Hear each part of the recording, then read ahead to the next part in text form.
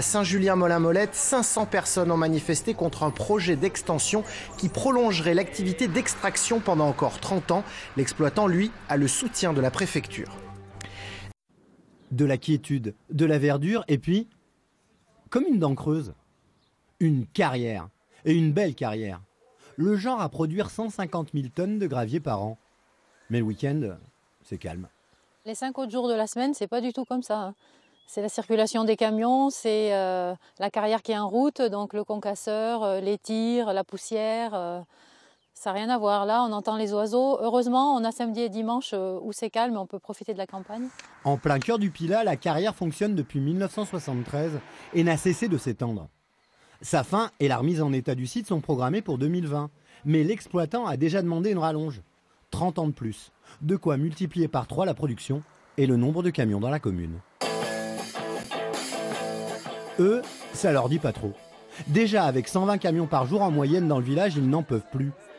Comme c'était week-end, on n'a pas pu croiser le directeur de la carrière qui, de son côté, défend la notion d'emploi à préserver. C'est pas juste de la désinvolture, on a envie d'être tranquille, on est bien chez nous, on veut pas des camions, c'est plus compliqué que ça.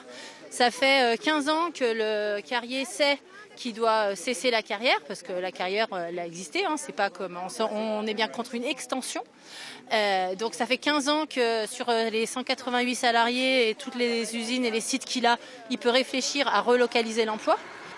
Dans le cortège, on a croisé des arbres, des vrais et des un peu moins.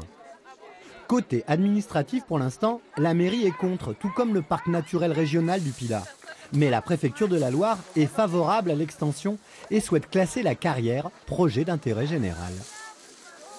Pourquoi la carrière actuellement à Saint-Julien elle est en pleine expansion?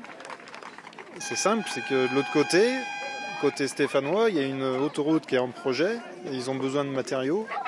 Et maintenant on le sait, c'est complètement lié, quoi. Il y a les deux projets. L'extension ici est liée avec le projet de la 45. Depuis 45 ans, c'est toujours la même musique ici. Au terme de son contrat, l'exploitant demande une prolongation, la population se mobilise et le préfet tranche toujours en faveur de l'industriel. Mais cette fois-ci, la partition pourrait être différente. L'art et la manière de défaire carrière. Cette carrière, on veut en finir, mais ils veulent encore l'agrandir. Des champs et des arbres pour dire non à l'extension de la carrière de Saint-Julien-Molin-Molette. À l'appel du collectif d'habitants et de riverains du village, plus de 200 personnes se sont dirigées à pied vers la carrière exploitée par Delmonico Dorel depuis 2005. Cette entreprise a demandé une autorisation d'exploiter de 2020 à 2050 une extension de 7 hectares d'un site qui en occupe actuellement 8. Dès qu'on fait vibrer la roche et tout, c'est un gaz qui se dégage et c'est un gaz qui est très nuisible, qui est radioactif. Ça se rapproche du village, donc ça va changer complètement le paysage et dans le parc naturel du Pilat, c'est vraiment dommage. Ça, c'est l'empreinte écologique. Les conséquences, les camions, c'est-à-dire les camions, on n'a rien contre les camions, c'est que c'est une circulation intense. C'est près au minimum 80 camions par jour, ça fait 160 allers-retours. C'est du bruit, c'est de la poussière, c'est de la pollution, quoi.